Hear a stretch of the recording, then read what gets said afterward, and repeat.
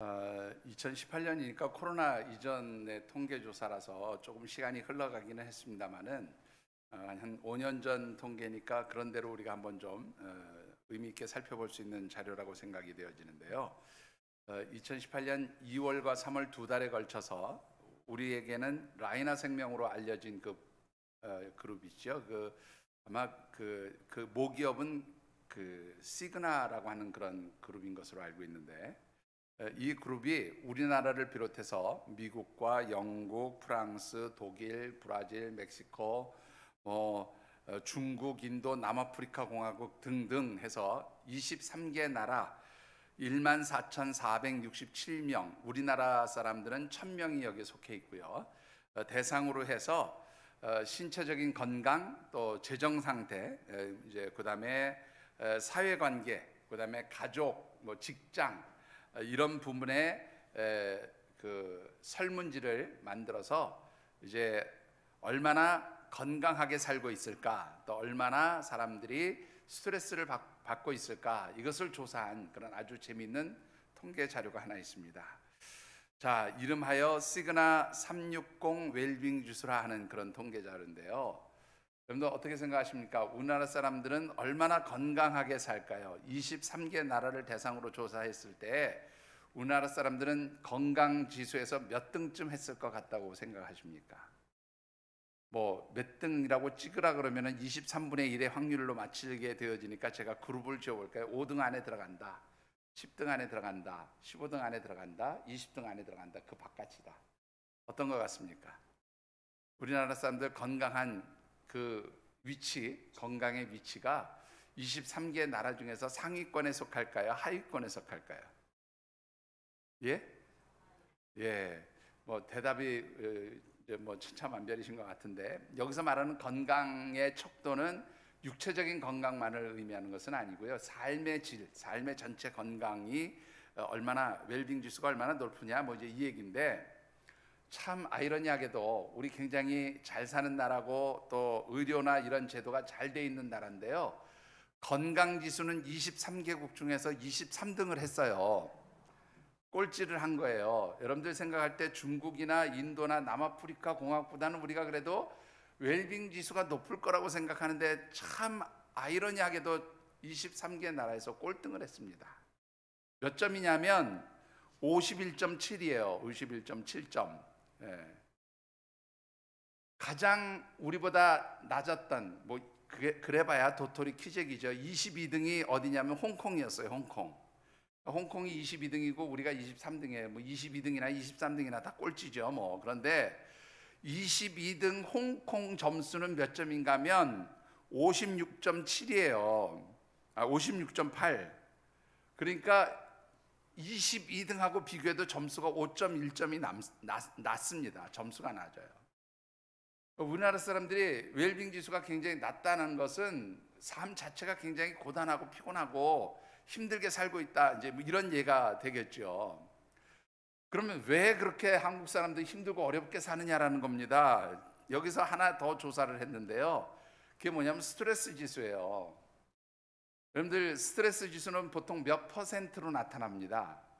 그런데요, 이 23개 나라의 평균 스트레스 지수가 얼마였냐면은 86%였어요. 스트레스 지수가.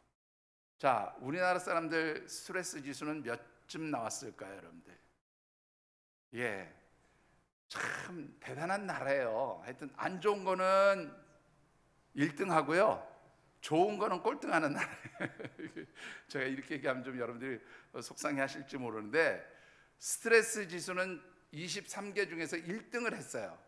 근데 몇 %냐면 97%예요. 그러니까 한국 사람들 전부 다 스트레스 받고 살고 있다, 그런 얘기입니다, 여러분들. 자, 이 스트레스를 당하게 되면 어떤 문제가 발생할까요?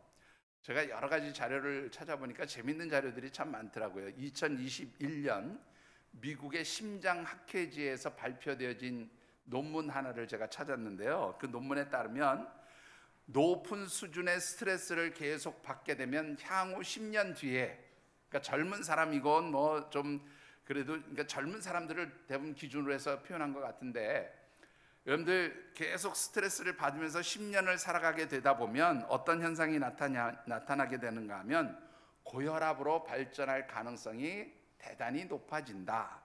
특히 스트레스를 오랜 동안 지속해서 받게 되면 어떤 질병들이 나오냐면 뇌졸중이나 심장마비 혹은 심장과 관련되어진 다양한 질환들이 나타나게 되어지는데 그 이유가 뭐냐? 자, 스트레스를 받으면 여러분들 이 스트레스 때문에 여러분들이 초조해지기도 하고 조급해지기도 하고 힘들어지죠. 그러면 이 스트레스를 유발하는 물질이 점점 더 많이 나온대요. 그게 뭐냐면 코르티솔이라고 하는 호르몬인데요. 이 코르티솔 호르몬이 계속해서 분비되면서 어떻게 해요? 결국에는 우리의 건강을 상당히 망가뜨리게 되어진다라고 그렇게 말하고 있습니다.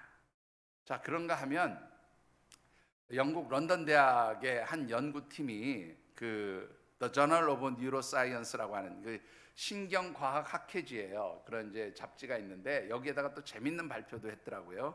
그 내용은 뭐냐면 우리가 어떤 스트레스를 받게 되면 중요한 결정을 내려야 하는 상황 속에서 판단력이 흐려지고 합리적이지 못한 결정을 내리게 되어진다. 이렇게 이야기하고 있어요. 자, 이 연구진의 수석 저자라고 하고 뭐 최고 책임자라고도 할 수 있는 연구 최고 책임자죠. 그러니까 프로젝트 책임자인데 탈리 샤롯이라고 하는 교수가 이런 얘기를 했어요. 사람들은 경제적인 것을 비롯해서 의료적인 측면에서 직업과 관련되어진 측면에서 등등 아주 다양한 범위에서 수많은 선택을 해야 하는 기로에 놓이게 되어진다. 그런데 이 수많은 선택을 할 때에 특별히 중요한 결정, 중요한 선택을 할 때에는 더욱더 많은 정보들을 수집하고 검토하는 과정을 통해서 어떤 선택과 결정을 내리게 되어지는데 문제는 스트레스를 받게 되면 이러한 모든 그러한 검토와 판단하는 과정에 그리고 결정을 내리는 그러한 상황 가운데서 부정적 영향을 미치게 되고 결과는 어떻게 해요? 실패하는 선택과 결정을 내리게 된다. 그렇게 이야기를 합니다. 자, 그러면 여러분들에게 묻겠습니다. 여러분들은 스트레스를 받고 사시는 분입니까? 아니면 난 삶이 어떻든 나는 삶에 여유가 있어, 나는 즐겁고 기쁘게 살고 있어 입니까? 전자입니까? 후자입니까? 다들 곰곰이 생각해 보시는 게 전자라고 말해야 되나 후자라고 말해야 되나. 전자라고 말하면 나 굉장히 스트레스 받고 사는 거야 이렇게 생각하고 스스로 힘들어질 것 같고, 아니라고 말하자니 그럼 내가 항상 기뻐하고 즐거워하고 감사하며 사는가? 뭐 여기에서도 자신이 없죠. 자, 여러분들 내가 스트레스를 받고 사는지 안 받고 사는지는 한번 말씀을 묵상해 보시면 한번 점검해 보실 수 있다 생각이 되어지는데, 자, 우리 7월에 묵상하는 말씀의 주제 한번 읽어보실까요? 기쁨이 되게 하라. 한번 더 읽어보시죠. 삶의 조급함을 영적 기쁨이 되게 하라. 자, 우리가 살아가면서 여러 가지 힘들고 어려운 일들을 만나게 되면 조급해지죠. 초조해지죠. 예, 위에는 추우시죠. 밑에는 더우신가 봐요. 저기 우리 이쪽 D 드라이브 빼놓고 뒤쪽으로는 조금 에어컨을 틀어주시면 좋겠고요. 그 다음에 저 추우신 분들은 혹시 뒤에 담요가 준비되어 있나요? 예, 그 담요를 좀 가서 덮으시면 될 것 같습니다. 자, 우리가 어떤 삶에서 어려운 일을 당하게 되면 사실은 다 조급해지지요. 또 초조해집니다. 그리고 불안해지지요. 자, 그렇게 될 때에 이 조급함, 이 불안함들은 결국 우리의 삶에서 기쁨을 사라지게 만든다는 겁니다. 어떻게 하면 우리의 삶에서 정말로 하나님께서 주시는 그 하늘의 풍성한 기쁨을 누리며 살 수 있을까? 우리가 어떻게 살아야 그런 기쁨 속에서 살아갈 수 있을까? 그런 관점에서 7월달 말씀을 묵상하고 있습니다. 오늘 여러분들에게 세 번째로 드리고 싶은 말씀은요, 외부적인 환경과 상황으로부터 오는 여러 가지 그런 어려운 일들로 인해서 스트레스를 당하게 될 때에 특별히 하나님을 바라보고 의지함으로써 그 스트레스를 새로운 힘으로, 특별히 창조의 힘으로 바꿀 수 있는 그런 삶의 여유를 가지라, 그런 말씀을 좀 드리고 싶습니다. 오늘 우리에게 주신 하나님 말씀은요, 특별히 이사야 선지자가 장차 바벨론에 의해서 멸망당하게 되어질 이스라엘 백성들에게 예언의 말씀으로 주신 그런 예언의 말씀 가운데 한 부분입니다. 그런데 특별히 오늘 주신 이 말씀 속에는 우리가 당하게 되어지는 모든 스트레스를 어떻게 창조적인 힘으로 바꿀 수 있는가 하는 것을 아주 잘 보여주고 있는 그런 말씀이기도 합니다. 특별히 주신 말씀을 묵상하는 가운데 여러분들의 스트레스가 정말로 창조적인 힘으로 그렇게 바뀌어지는 그런 영적 지혜를 깨닫는 시간이 되어지시기를 주님의 이름으로 축원합니다. 자, 주신 말씀을 통해서 먼저 묵상해 보고 싶은 것은 우리의 삶에 있어서 스트레스를 가져다 주는 것들은 무엇일까? 스트레스를 주는 요인들이 무엇인가? 라고 하는 것입니다. 결론부터 말씀을 드리면 내가 해결할 수 없는, 내가 감당할 수 없는 환경이나 혹은 통제할 수 없는 상황들이 주어지게 될 때 우리는 스트레스를 당하게 된다. 그렇게 말씀을 드릴 수 있거든요. 자, 27절의 말씀을 같이 한번 받들어 읽어 보십시다. 야곱아 어찌하여 내가 말하며 이스라엘아 내가 이르기를 내 길은 여호와께 숨겨졌으며 내 송사는 내 하나님에게서 벗어난다 하느냐. 자, 이 말씀을 보면요, 이사야 선지자가 뭐라 그러냐면 이스라엘아 너희들 장차 많은 스트레스를 당하게 될 거다, 그렇게 이야기를 하고 있어요. 여러분들이 아니 여기 스트레스를 당하게 된다는 말이 어디 있어요 목사님? 그렇게 얘기하실 터인데 이 말씀을 좀 분석해 보면 재미있는 그런 이야기가 나오게 됩니다. 자, 몇 개의 단어를 좀 살펴보면 좋겠는데요. 여러분들 제일 먼저 좀 살펴보고 싶은 단어가 뭐냐면 27절에 이런 말씀이 있습니다. 이스라엘아 내가 이르기를 하는 말이 나오죠. 이 이르다라는 말은요 그냥 우리말로 표현하면 말한다 그런 말이에요. 말하다, 누구누구에게 이르기를 뭐 이런 표현할 때 쓰는 이르다라는 말, 말하다라는 그런 말인데 히브리어로는 무슨 말이냐면 따바르라고 하는 단어를 써요. 왜 이 따바르라고 하는 말은 뭐 강력하게 무엇을 주장할 때도 따바르라고 하는 단어를 쓰기도 하고요.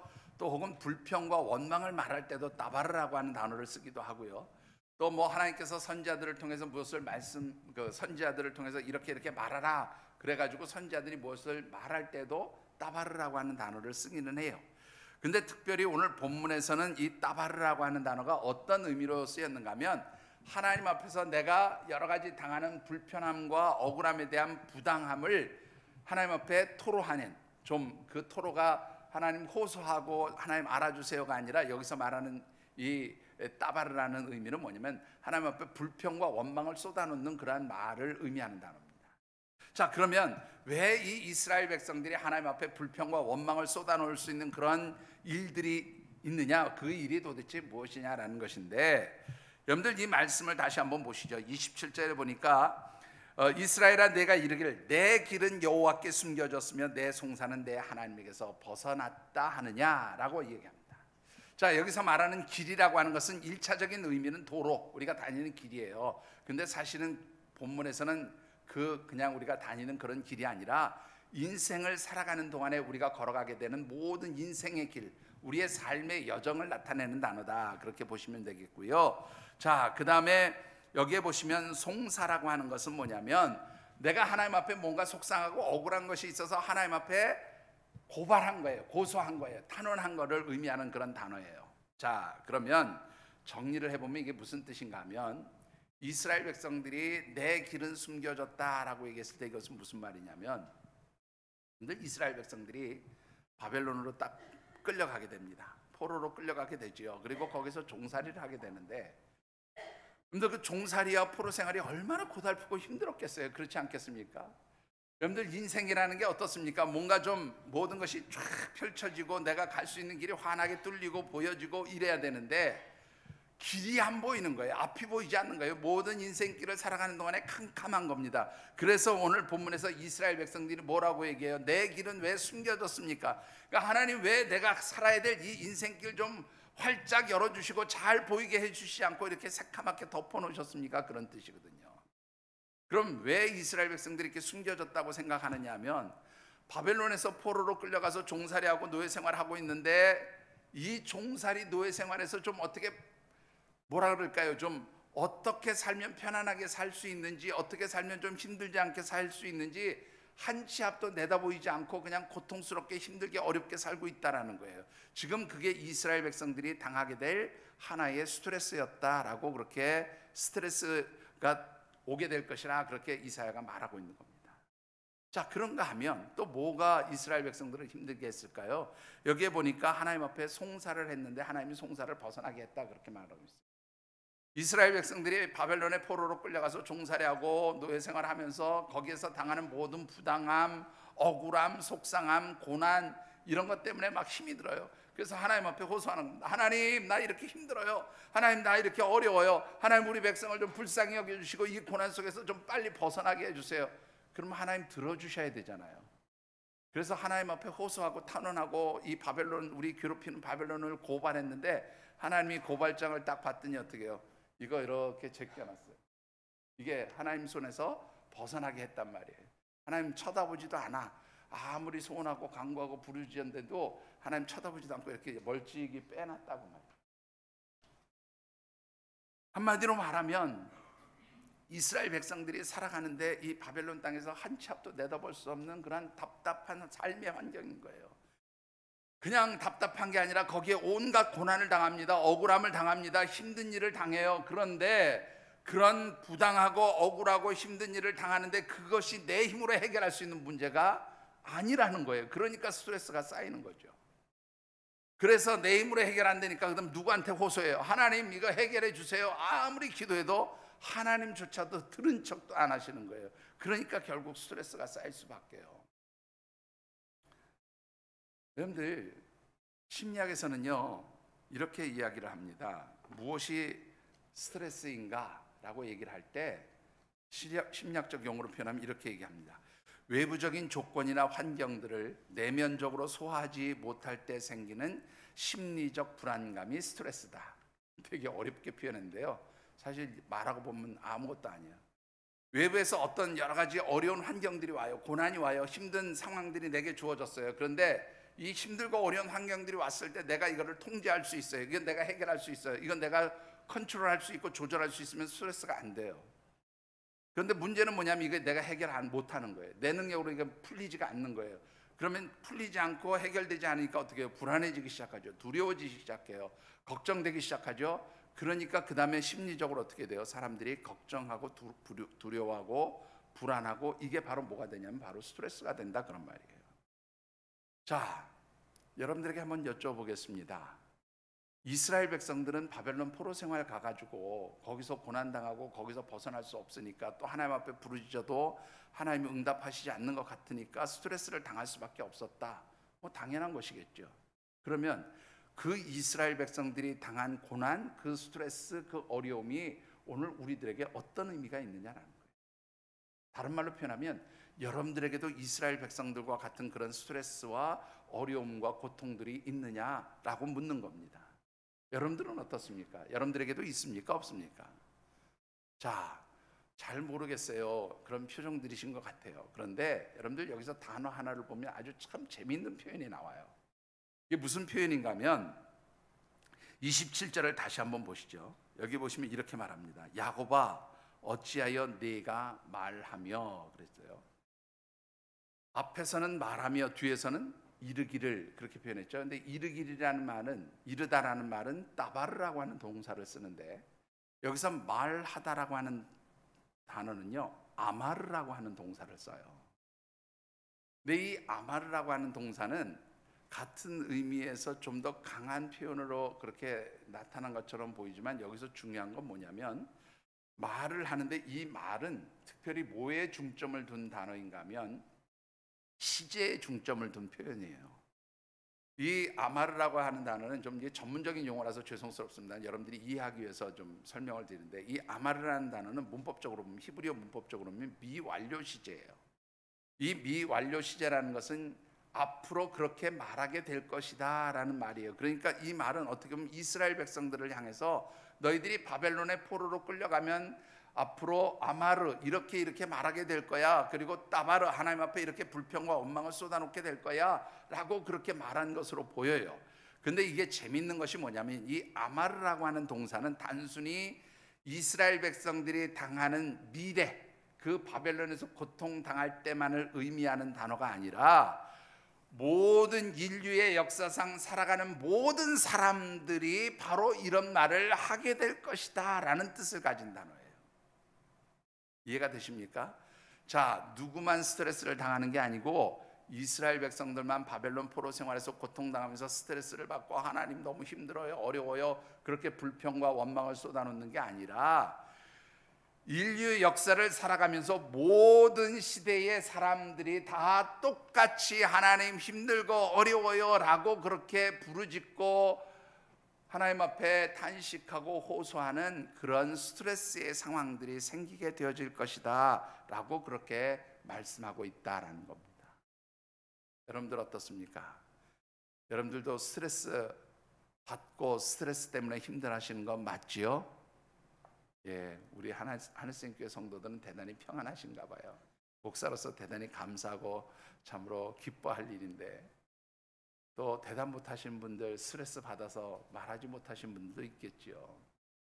여러분들, 문제는 이런 내 힘으로 해결할 수 없는 거죠. 이스라엘 백성들이 이 포로 생활에서 벗어날 수 있는 게 자신들의 힘으로 해결되는 거예요? 안 되는 거잖아요. 거기에서 당하는 여러 가지 부당한 억울함, 고통, 이게 내 힘으로 해결되는 거예요? 안 되는 거잖아요. 그래서 누구 앞에 호소했어요? 하나님 앞에 호소했어요. 하나님, 나 힘들어요, 이거 억울해요, 바꿔주세요. 그랬더니 하나님은 들은 척도 안 하세요. 그러니까 스트레스인 거예요. 우리에게도 이런 상황들이 오게 되죠. 내가 여러 가지 고난을 당할 수 있어요, 어려운 일 당할 수 있어요. 근데 문제는 내가 해결할 수 있으면 스트레스가 안 될 텐데, 이건 내가 해결할 수 없는 문제들이에요. 그래서 하나님 앞에 막 기도해. 하나님 해결해 주세요, 도와주세요, 살려주세요. 근데 하나님은 들은 척도 안 해. 얼마나 스트레스가 쌓일까요? 자, 문제는 이런 스트레스를 당하는 상황이 오게 되면 우리에게 나타나는 두 가지 부정적 현상들이 생겨요. 자, 그 첫 번째 현상이 무엇일까요? 여러분들 29절 말씀을 잠깐 읽어보고 오겠습니다.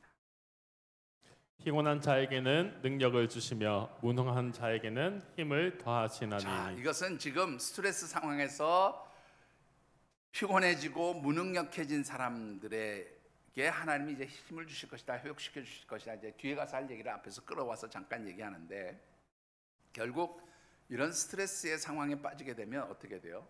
피곤해지는 거죠. 여러분들 스트레스 받으면 어떻게 됩니까? 피곤해져요.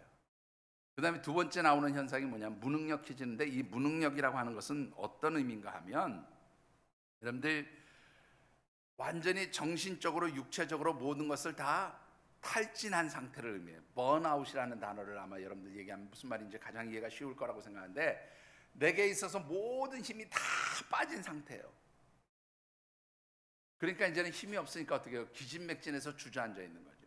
그러니까 넘어지기만 하면 어떻게 해요? 그냥 앉기만 하면 졸아요. 그 마치 우리 뭡니까? 닭병 들면 이렇게 닭이 꼬복꼬복 조는 것처럼 앉기만 하면 졸아요. 그죠? 그 다음에 어떻습니까? 이 스트레스에 빠지게 될 때에 그런 탈진하고 졸게 되면 그 다음에 나오는 게 뭐냐면 무기력증에 아무것도 하기 싫어요. 할 수 없어요. 못 하겠어요. 이 말만 나오는 거죠. 여러분들, 아유 나는 안 그래, 그렇게 생각하십니까? 제가 보면요, 많은 분들이 이미 완전 탈진해 있어요. 특히 영적으로 탈진해 있는 분들 많습니다.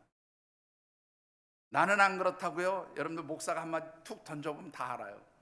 누구누구 성도님 이렇게 하시죠? 어떻게 생각하세요? 이런 일에 같이 동참하시죠? 목사님, 나는 못해요. 나는 할 수 없어요. 왜요? 힘들어서요, 피곤해서요, 바빠서요, 등등등등등.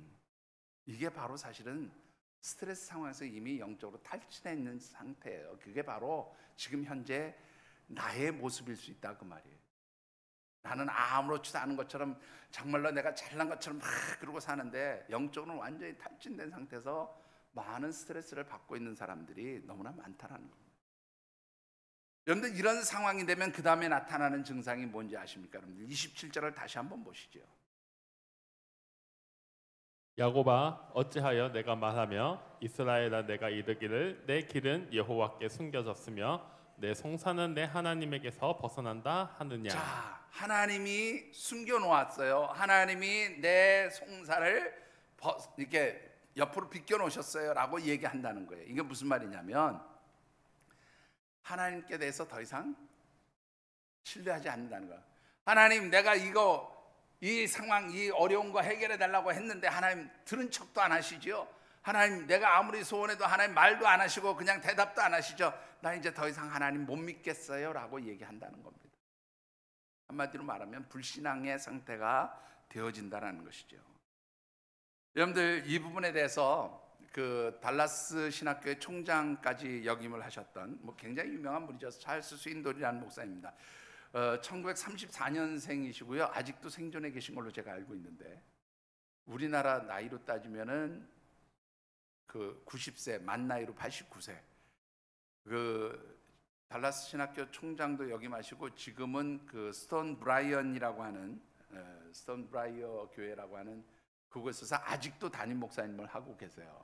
90이 되셨는데 이분이 어떤 기자들이 와서 언제 은퇴하실 거예요? 했더니 나 은퇴할 생각이 없는데라고 말씀하신 것은 아주 유명한 분입니다. 90에도 아직도 다 목회해야 돼. 나 아직도 더 설교할 수 있어. 이렇게 얘기하시는 분인데 이분이 쓴 책 가운데 다시 웃어봅시다 그런 책이 있어요. 근데 이 책에 보면 이런 얘기를 합니다. 우리에게서 기쁨을 빼앗아가는 세 가지 요소가 있는데 그것은 바로 걱정, 스트레스, 공포 세 가지가 있다. 그런데 이 세 가지 요소 중에서도 특별히 스트레스는 우리가 변화시키거나 통제할 수 없는 외부적인 상황에 대한 긴장감이라고 말할 수 있다. 제가 조금 전에 말씀드렸고 똑같은 얘기입니다. 외부에서 어떤 여러 가지 힘들고 어려운 일들이 오는데 그 내 힘으로 해결할 수 없다는 거예요. 그래서 이제 긴장감을 느끼게 되는데 스윈돌 목사님 무슨 얘기를 했냐면 그런데 이런 스트레스를 느낀다고 하는 것은 결국 무엇을 의미하는가 하면 인간은 할 수 없지만 나는 그 외부적으로부터 오는 여러 가지 힘들고 어려운 환경들을 나는 통제할 수 없고 해결할 수 없지만 누구는 할 수 있어요? 하나님은 하실 수 있는데 그 하나님이 통제하시고 다스릴 수 있다는 사실을 믿지 못하는 불신앙의 사람들이 무엇을 느끼게 된다? 스트레스를 느끼게 된다. 스트레스를 당하게 된다. 그렇게 말하고 있어요. 그러니까 결국 여러분들이 무엇인가로 인해서 스트레스를 당하고 힘들어하고 어려워한다는 것은 다른 말로 표현하면 하나님 안 믿어요 라고 얘기하는 것과 다르지 않다 그런 말이에요. 여러분들 잘 기억하시기 바랍니다. 여러분들이 살아가면서 하나님 내 인생이 답답해요. 한 치 앞도 내다볼 수 없어요. 내 가는 길이 보이지 않아요. 깜깜해요. 그래서 힘들고 또 하나님 그러다 보니까 억울한 일 당해요. 힘든 일 당해요. 두려운 일 당해요. 그런데 왜 하나님은 이 문제를 해결해 주시지 않으세요? 라고 그렇게 속상해하고 힘들어하고 그것 때문에 스트레스를 받는 것은 무엇과 다르지 않다. 하나님을 끝까지 의지하지 못하는 불신앙과 다르지 않다. 그런 사람들은 결국 뭐에 빠지게 된다? 무기력증에 빠지게 된다. 그런 말입니다. 자, 그렇다면 우리가 어떻게 해야 이런 스트레스의 상황을 벗어나서 정말로 삶의 여유가 있는 좀 삶을 좀 기쁘고 즐겁게 살 수 있는 그런 환경으로 바꿀 수 있겠느냐라는 겁니다. 여러분들 그 해답이 31절에 있어요. 31절을 같이 받들어 읽어보겠습니다. 오직 여호와를 앙망하는 자는 새 힘을 얻으리니. 예, 거기까지만 읽읍시다. 오직 여호와를 어떻게 하라고요? 앙망하라. 이 앙망하라고 하는 단어를요 히브리어에서는 뭐라고 되어 있냐면 카와라고 하는 단어를 써요. 근데 이 카와라는 단어가 우리가 앙망하다고 그러면 보통 바라본다는 뜻이잖아요. 누구누구를 높이 우러러서 바라보는 것을 앙망한다 그렇게 이제 표현하는데요. 이 원문의 의미는 뭐냐면 신뢰하면서 그 뜻이 이루어지기까지 참고 기다려라 그런 의미로 사용된 단어입니다. 그러니까 하나님을 바라보라 하는 말은 뭐냐면 야 하나님 믿었냐? 하나님께서 이 문제 해결해 주실 것을 믿고 확신하느냐? 그러면 끝까지 믿어라 그 말이에요. 끝까지 믿되 어떻게 하지 말라고요?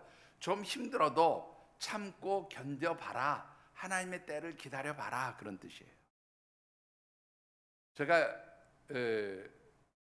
요즘에 제 핸드폰 컬러링을 바꿨는데 그 가사가 너무 좋아서 컬러링을 바꿨어요. 조금 힘들어도 기다려줄 수 있겠니? 뭐 이런 가사입니다.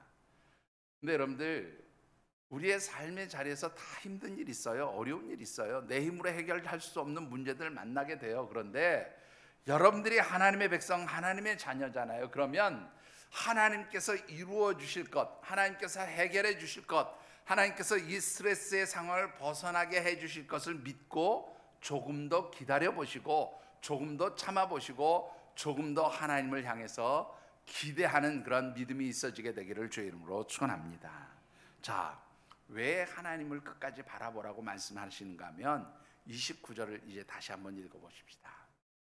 피곤한 자에게는 능력을 주시며 무능한 자에게는 힘을 더하시나니. 맥 빠졌어요, 힘들어요, 하나님 아무것도 하기 싫어요, 그렇게 탈진하고 무기력해져 있을 때 하나님은 무엇을 주신다고요? 힘도 주시고 능력도 주셔서 일어서게 하실 것이다, 회복시켜 주실 것이다. 하나님 그렇게 하시는 분이다. 그러니 하나님의 때와 시간을 기다려라, 그렇게 말씀하고 있습니다. 그런데 문제는요, 하나님이 어떤 분인데 우리한테 힘을 주실까? 하나님 어떤 능력을 가지고 계시기에 우리에게 그런 힘과 능력을 주실까라는 겁니다. 그런데 26절에 하나님이 어떤 분인지를 너무 잘 나타내 보여주고 있지요. 한번 읽어보십시다. 26절입니다. 너희는 눈을 높이 들어 누가 이 모든 것을 창조하였나 보라. 주께서는 수효대로 만상을 이끌어내시고 그들의 모든 이름을 부르시나니 그의 건세가 크고 그의 능력이 강함으로 하나도 빠짐이 없느니라. 자, 요 절 지우지 마시고 그대로 좀 띄어놔 주세요. 그리고 설명을 드리겠습니다. 여기 보시면 누가 이 모든 것을 창조하였나 보라 라는 말은 하나님 창조하신 이 우주 만물을 한번 너희들이 바라보아라, 그런 말이에요. 그런데 그 우주 만물, 하나님 창조하신 모든 우주 만물 가운데서 특별히 만상이라고 하는 것을 이야기하고 있는데, 이 만상이라는 것은 뭘 의미하냐면 하나님이 만드신 모든 우주 만물 가운데서 특별히 우주 전체, 우주에 있는 하늘의 해와 달과 별들과 같은 그런 모든 천체를 의미하는 단어예요. 근데 이 천체를 하나님이 이끌어내셨다는 말은 뭐냐면, 이 천체가, 이 모든 해와 달과 별들, 이 지구상의 우주에 있는 그런 모든 별들과 행성들이 다 이끌어내라는 말은 하나님의 법칙대로 움직여가면서 그렇게 운행하고 있다, 그런 뜻입니다. 여러분들, 그리고 하나님은 그것들을 그렇게 운행해 가실 뿐만 아니라 더 나가서 그 모든 것들의 이름을 부르신다. 이름을 부른다라는 말은 그 모든 것들이 당하고 있는 환경과 상황과 형편들 다 알고 계신다라는 뜻이에요. 그런데 여러분들, 이 하나님이 창조하신 우주 만물 가운데에 모든 그러한 행성들의 숫자가 얼마쯤 되는지 혹시 아십니까? 이 우주 만물에 하나님 창조하신 모든 우주 만물이 다 하나님 창조인데 그 중에서 그냥 다 빼놓고 요 별, 행성과 별들, 요 숫자만 몇 개인지 여러분들 아시냐고요? 세상에서 가장 뛰어난 천체 물리학자 아니라 무슨 우주 천문학자라도 이 하늘의 행성의 개수를 셀 수가 없어요. 자, 왜 그런가 하면 제가 설명을 드릴게요. 여러분들, 우리가 살고 있는 이 지구가 속해 있는 곳을 뭐라 그래요? 태양계라고 그래요. 그죠? 근데 이 태양, 그 다음에 수성, 금성, 지구, 화성인가요? 수금, 지화, 그죠? 화성, 수금, 지화, 목토, 천해, 명왕성은 빼고, 요새는 명왕성은 태양계에 속한 걸로 안 본다 그러는데, 하여튼 이런 태양계가 여러분들 우리가 속해 있는 은하계, 그걸 우리가 속해 있는 은하계라고 얘기하는데, 이 은하계 안에 태양과 같은 행성이 몇 개쯤 있는 줄 아세요, 여러분들? 태양을 중심으로 해서 여러 행성들이 이렇게 공전과 자전을 하면서 돌고 있잖아요. 그러면 이 우리가 속해 있는 이 지구가 속해 있는 은하계에 태양과 같은 행성이 몇 개쯤 될까요? 하여튼 학자들의 추정으로는 4천억 개라고 그래요. 4천억 개. 태양과 같은 그런 별이 우리가 속해 있는 은하계에만 4천억 개가 있어요. 그러면 이 4천억 개 곱하기 수, 금, 지, 화, 목, 토, 천 7개 곱하면은 4, 7, 28, 2조 8천 개의 별들, 그러니까 최하로 봐도 2조 8천 개가 있다는 거예요. 이 2조 8천 개의 그 우리 은하계 안에 그만큼 있다는 거예요. 그리고 거기에 지구와 같은 행성이 몇 개로 추정하냐면 20억 개쯤 있대요. 여러분들 20억을 셀라 그러면 얼마쯤 시간이 걸리는지 잘 모르는데 20억 개쯤 있대요. 그게 하나의 은하계예요. 근데 이 하나의 은하계가 우주 전체에 몇 개 정도 있냐면, 이런 은하계가 우주 전체에 몇 개 있냐면 학자들의 추정으로는 약 4천억 개가 있대요. 1,000억 개. 은하계만 1,000억 개가 있대요. 근데 그 은하계 중에서도 우리 가장 가까운 안드로메다 은하계, 안드로메다 성운이라고 그러죠. 그 안드로메다 은하계는 우리가 속해 있는 은하계보다 배쯤 크대요.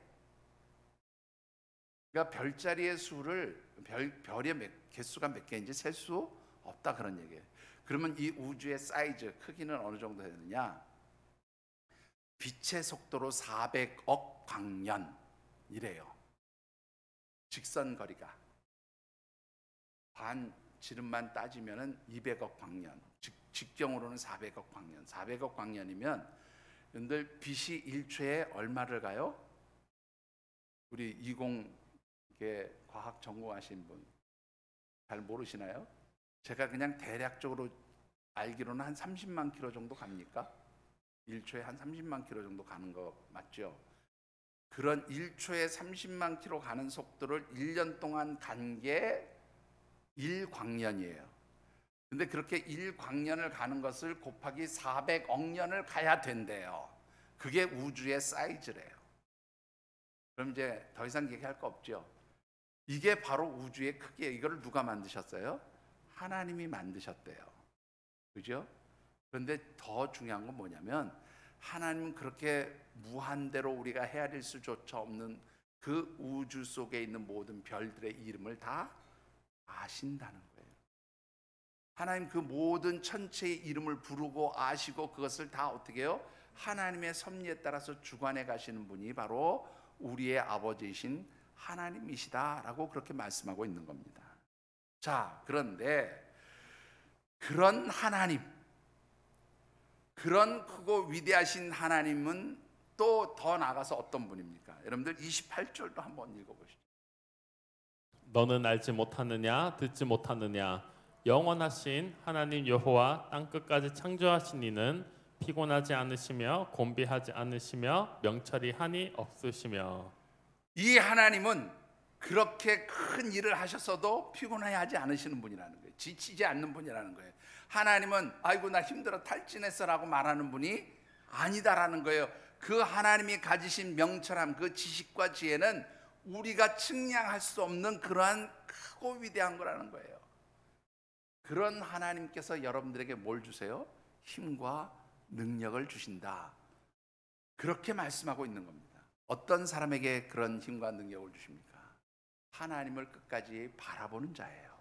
의심하지 않는 자입니다. 어떠한 환경과 상황과 형편에 있을지라도 끝까지 하나님 내 문제 해결해 주실 줄 믿습니다 라고 그렇게 하나님을 바라보면서 조급해하지 않는 여유 있게 살아가는 그런 사람들에게 하나님이 이런 힘과 능력을 허락해 주시는 줄 믿습니다. 여러분들 힘드십니까? 어려우십니까? 눈앞에 보이지 않는 것이 있어서 답답하십니까? 벗어날 수 없다고 여러분들 정말로 괴로우십니까? 기다리십시오. 누구의 시간을요? 하나님의 때와 하나님의 시간을 기다릴 수 있게 되기를 주의 이름으로 축원합니다. 그런 여유를 가지라 그 말이에요. 하나님이 행하실 때까지 기다리라 그런 말입니다. 조급해하지 말라는 거예요. 하나님이 반드시 이루어 주신다. 이거 믿고 버티라 그 말이에요. 여러분들이 이런 여유를 가지고 조급해하지 않고 초조해하지 않고 그래 하나님께 맡겼어. 하나님 해결해 주실 거야. 하나님이 도우실 거야 라고 그렇게 믿고 맡겼을 때 하나님이 어떤 축복을 주십니까?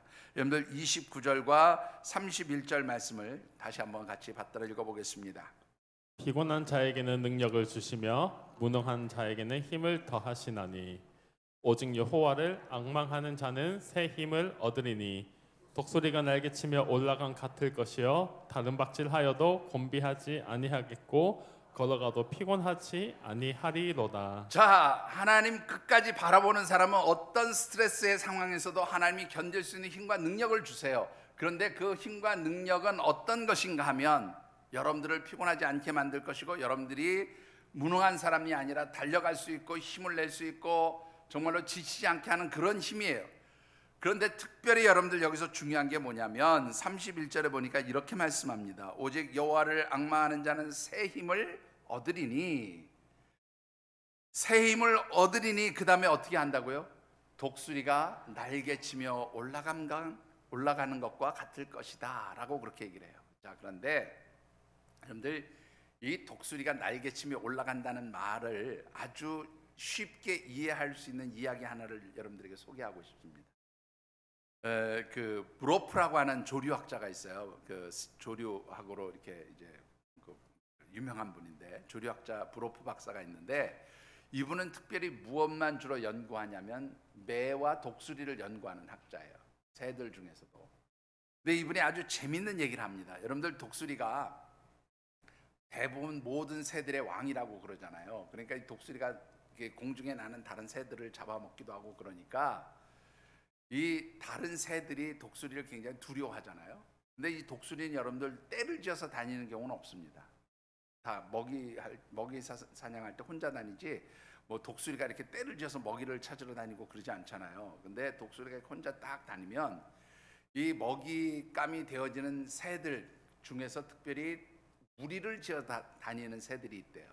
예를 들면 까마귀나 까치나 뭐 딱새나 이런 새들이 무리를 지어서 다니는데, 이런 새들이 독수리가 딱 나타나면 어떻게 해요? 자기들 잡아먹을까 봐 두려우니까 어떻게 해요? 단체로 달려든답니다. 떼를 지어서 독수리한테 달려들어서 독수리를 공격한대요. 그럼 독수리가 이길 수 있을까요? 없을까요? 네? 독수리가 이길 수 있을까요? 없을까요? 독수리가 못 이길 이유가 있습니까? 독수리가 더 강한 천적인데 다 이길 수 있대요. 그런데 독수리는 그렇게 떼들이 덤벼들면 거기서 딱 걔네들하고 싸우는 게 아니고 그때부터 다 하늘로 올라간대요. 하늘로 솟아 올라간대요. 그런데 이게 무슨 말인지 아세요? 아유, 그냥 하찮은 것들이 지금 막 괴롭히면서 스트레스를 주면 이거 가지고 싸우고 부딪히고 그런 게 아니라 그냥 하늘로 올라가 버린다는 거예요. 그럼 이 하찮은 것들이 아무것도 아닌 게 되어버린다, 그 말입니다. 여러분들, 하나님께서 능력을 주시면, 하나님 주시는 힘과 능력을 힘입어 사는 사람들은 이 스트레스, 그 잡새 같은, 때로 모여 사는 그런 잡새 같은 새들이 독수리 괴롭히는 것처럼 우리에게 여러 가지 일들이 우리를 스트레스 주고 힘들게 하고 그럴 때, 하나님을 바라보는 사람은 그 스트레스 때문에 거기에 얽매이는 게 아니라 어디로 올라가요? 하늘로 올라가는 것 같이 그렇게 하나님 바라보면서 힘차게 날아올 수 있게 되어질 것이다 라는 뜻입니다.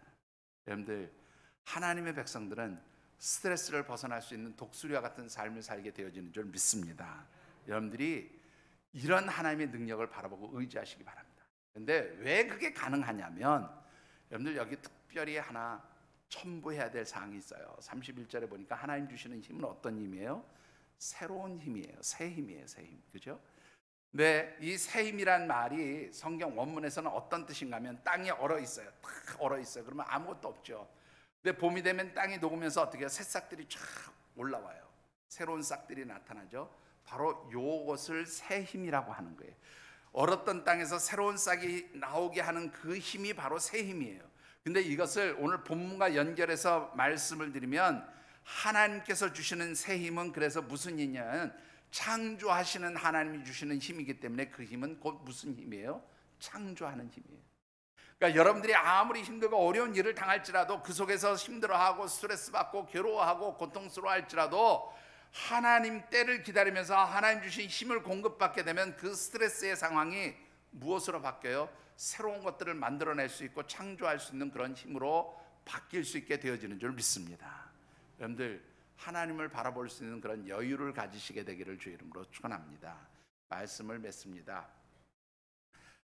한 산모가 곧 출산할 것 같아서 병원에 갔는데 아직 진통은 시작이 되지 않았어요. 근데 증상이 곧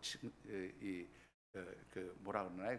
양수라 그러나요? 이제 우리 아기가 나오기 직전에 이제 엄마 태중에 있던 양수가 터져서 급히 병원으로 갔어요. 목사님이 그 소리를 듣고 쫓아갔습니다. 가서 이 산모와 또 태어날 아기를 위해서 열심히 기도해 주셨어요. 목사님이 기도가 막 끝나자마자 산모가 통증을 시작합니다. 진통을 시작했어요. 근데 이 산모가 진통이 시작되는데 이 진통이 얼마나 고통스럽든지요.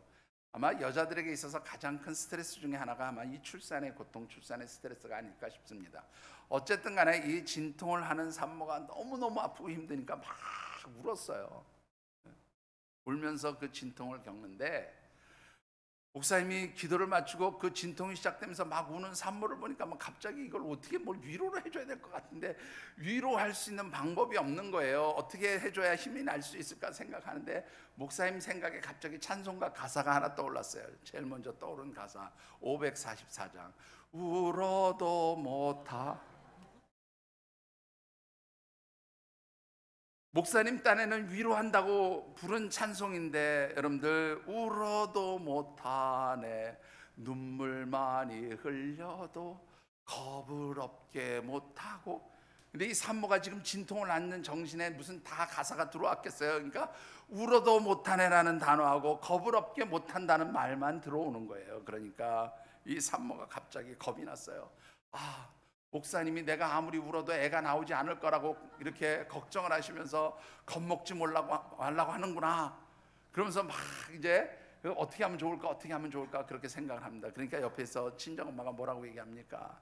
야, 애 나올 수 있게 힘 좀 써봐. 옆에 의사들은요 아직 멀었다고 거들떠도 안 보는 거예요. 그런데 이 엄마는 급하니까 야, 어떻게 애 좀 나올 수 있게 힘 좀 써봐. 힘을 막 쓰는 거예요. 근데 목사님은 계속해서 이 찬송가 가사를 부릅니다. 2절로 넘어갑니다. 힘써도 못하네 말과 뜻과 행실이. 그 얘기를 하는데, 여러분들, 이 산모가 딱 들으니까 정말로 힘을 써야 애가 나오려나 보다. 목사님이 힘 쓰라고 그렇게 하나 보다. 열심히 막 힘을 썼어요. 그래도 안 나옵니다. 힘을 써도 안 되네. 어떻게 하면 좋을까? 근데 목사님이 3절을 부르기 시작했습니다. 3절의 가사는 뭔지 아십니까, 여러분들? 참아도 못하네. 이 소리를 딱 듣니까 참으라고 그러는가 보다. 힘들고 어렵지만 힘쓰지 말고 좀 참아서 기다려라. 그러면 애가 나올 거다. 그렇게 말씀하시는가 보다. 그러고 열심히 참습니다. 그런데도 아픈 건 아픈 거죠.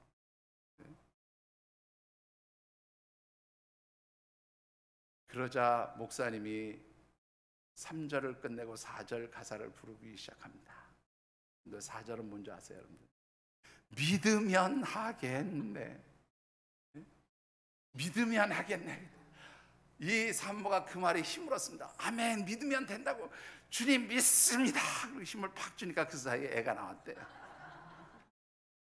자, 여러분들, 우스갯소리를 우스갯소리 하기 좋아하는 사람들이 만들어낸 이야기라고 그렇게 생각이 되어지는데, 근데 정말로 살다 보면 울어도 안 되고 참아도 안 되고 힘써도 안 되고 그런 상황이 나올 때가 분명히 있어요. 그런 스트레스가 있습니다. 그런데 그런 스트레스가 쌓일 때 여러분들 오직 무엇하면 돼요?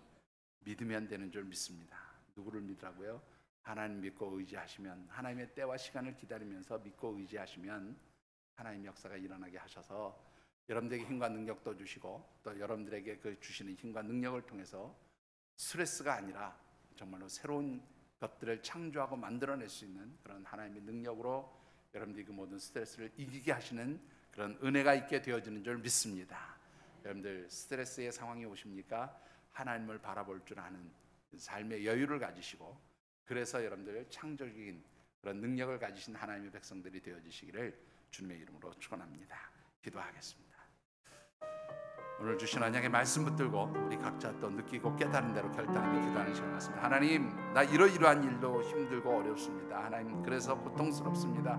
그래서 하나님 이 문제 해결해 달라고 하나님 앞에 부르짖지만 하나님 아무런 응답도 없어서 정말로 스트레스가 쌓이고 힘들어합니다. 그런데 오늘 언약의 말씀 붙듭니다. 하나님, 때를 기다리라고 말씀하셨고 끝까지 하나님 바라보고 말씀하셨사오니 하나님 바라봅니다. 하나님 기다리겠습니다.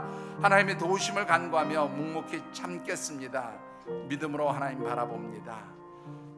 하나님, 언약하신 말씀대로 힘과 능력을 주셔서 이 모든 스트레스의 상황들을 이길 수 있게 하시고, 더 나아가 하나님 주시는 새 힘으로 하나님 이 모든 스트레스를 벗어나서 정말로 독수리 날개치며 올라가는 것 같이 그렇게 하늘을 날아오를 수 있고, 또 새로운 것들을 만들어내고 창조할 수 있는 능력의 사람들로 변화되도록 저희들을 도우시고 역사하여 주시옵소서.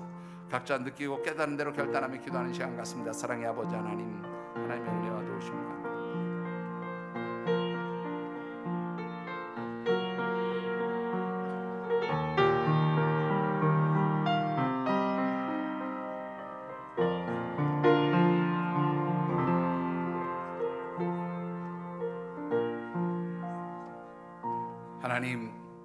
참으로 힘들고 어려운 시대를 살아가며 또 이러한 환경과 상황들 때문에 저희들이 모두가 스트레스를 당하고 또 그래서 고통당하며 아파하며 힘들어합니다.